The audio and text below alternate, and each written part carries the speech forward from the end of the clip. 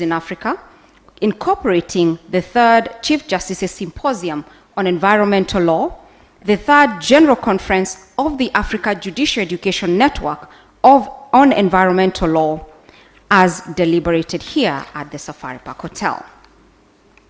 I will read with your permission, sir. We, Chief Justices, Deputy Chief Justices, Presidents and Judges of Apex and Regional Courts, Judges, Magistrates, Heads of Tribunals, Directors of Judiciary Training Institutes, and other duly authorized representatives and judicial delegations of the 32 judiciaries that are members of the Africa Judicial Education Network on Environmental Law, attending the third Regional Symposium on Greening Judiciaries in Africa, themed Strengthening the Role of Judiciaries in Addressing Climate Change in Africa, at the Safari Park Hotel, Nairobi, which further incorporated the third Chief Justices Symposium on Environmental Law and the third General Conference of the Africa Judicial Education Network on Environmental Law, AJENEL, acknowledging that the effects of climate change have become pervasive on the continent of Africa, despite being the lowest contributor of global greenhouse gas emissions at 2 to 3%, disproportionately suffers and bears the brunt of the effects of climate change. Deeply aware that the lives, livelihoods, socioeconomic activities, and development of most communities in the continent are dependent on stable and predictable climate and weather patterns to sustain their ways of life, such as pastoralism, subsistence agriculture, and other activities. Conscious that the effects of climate change are transboundary in nature and the impact of such changes are felt across the African continent's ecosystems and globally, further conscious that the disruptive effects of climate change amplify the existing socioeconomic inequalities in the continent, and that women, girls, and other vulnerable groups and categories of persons are the most negatively impacted by the drought, famine, floods, and other climate-based factors. Recalling that the United Nations General Assembly on 28 July 2022, during its 76th session, took the step of recognizing the human right to a clean, healthy, and sustainable environment as a universal right to every human being. Further recalling that a loss and damage fund for vulnerable countries affected by floods, drought, and other climate disasters was established during the 27th session of the Conference of Parties to the United Nations Framework Convention on Climate Change, COP27, which was held in November 2022 in Sharm el-Sheikh in Egypt. Recognizing the need to ensure accountability of polluters and that the loss and damage fund reaches the most vulnerable communities and individuals in the affected countries in accordance with the set objectives of the fund. Noting that tackling climate change requires a collaborative, multidisciplinary, and multi-sectoral approach, with every arm of the government playing a role as reflected in Agenda 2063 of the African Union, the Africa we want, mindful that judiciaries remain custodians of constitutions, supreme laws, and statutes. Further, that judiciaries are grantors of access to justice with a mandate to ensure accountability and fidelity to constitutional and legal principles and the domestic enforcement of regional and international conventions and commitments on the environment and climate change. Committed to strengthening the capacities of judiciaries to foster access to justice, to develop and disseminate progressive and contextual jurisprudence, and to leverage on the information and experiences of states on climate change matters, further recognizing the central role played by judiciary training institutes and development partners in greening judiciaries, educating judicial officers and staff, and being repositories of and sharing jurisprudence on climate change matters. Building on the progress achieved in mainstreaming and integrating climate change law in judiciaries and judicial training institutes pursuant to the Johannesburg Plan of Action of January 2017, the Yaoundé Final Communique on Judicial Education and Environmental Law of February 2018, and the Maputo Declaration on Greening Judiciaries in Africa of August 2018.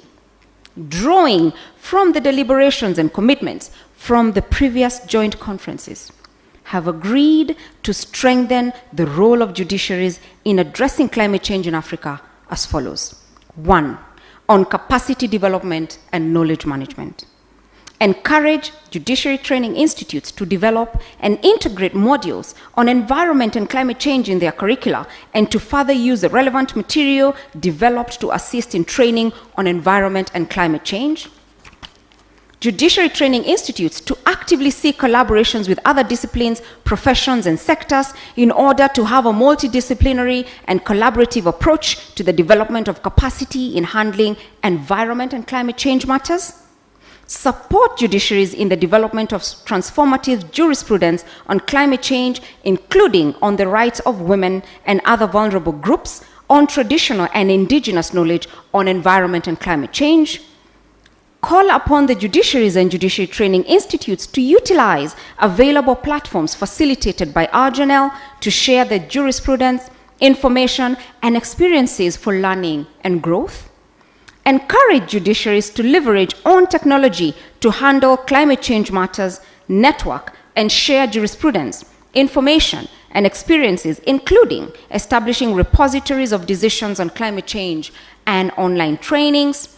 Further encourage countries to support judiciaries in sensitizing judicial officers and staff and the public who are the rights holders using innovative and effective methods, including by producing audio-visual productions on climate change.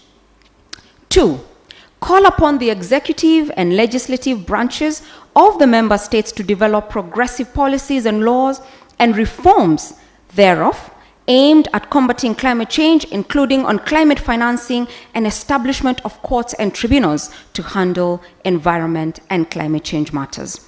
Your Excellency, sir, number 3, urge the executive and legislatures to develop measures and frameworks that will enhance the enforcement of decisions by the judiciaries. 4. Further urge executive and legislatures to embrace broad consultations in the development of legal frameworks for environment and climate change governance. Call upon member states to consider the transboundary nature of climate change factors and develop appropriate regional frameworks to combat climate change. 6. Urge judiciaries to enhance access to justice in environmental and climate change matters, including embracing alternative justice systems and alternative dispute resolution mechanisms in the resolution of matters related to the environment and climate change. Further, urge judiciaries to deliberate and develop guidelines to enforce orders given by courts to remedy violations that affect the right to a clean and healthy environment, including the climate. 8. Encourage the United Nations Environment Programme, the Global Judicial Institute on the Environment, and other partners to continue supporting the development and implementation of programs designed to improve the knowledge and skills of judicial officers and staff in climate change law and principles.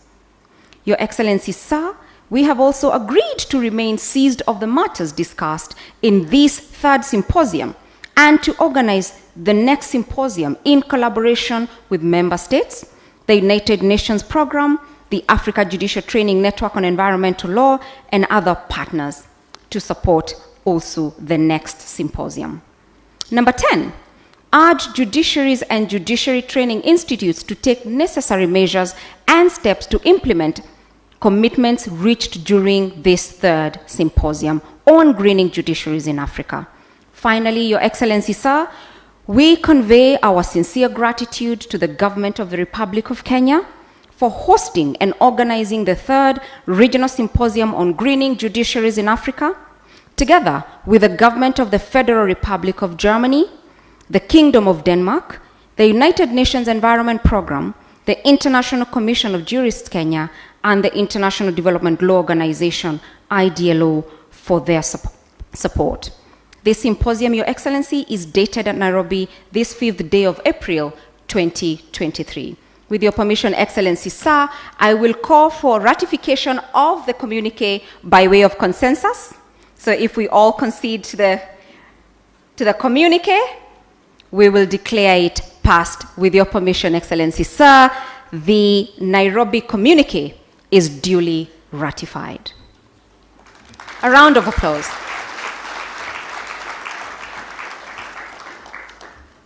Allow me, Your Excellency Sir, now